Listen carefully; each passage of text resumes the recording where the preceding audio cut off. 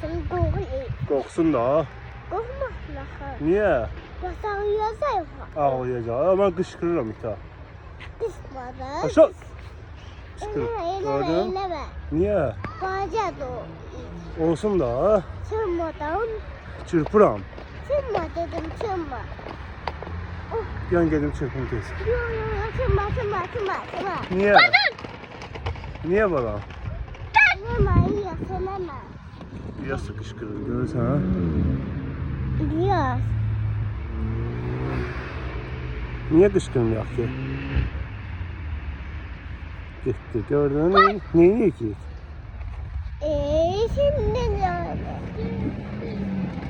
Gördüm ki.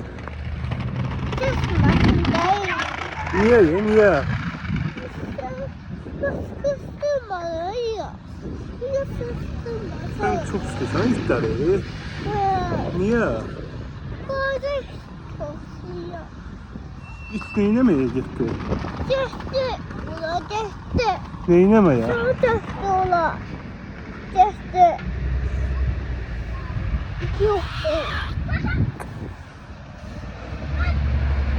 Eleme hey ya. Eleme.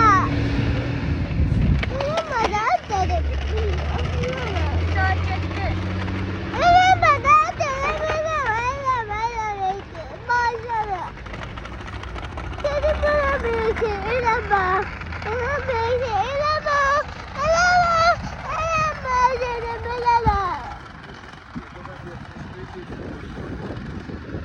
Yaxşı, qışqırmayacağım da. Qoymayacağım yasa da yaxşı.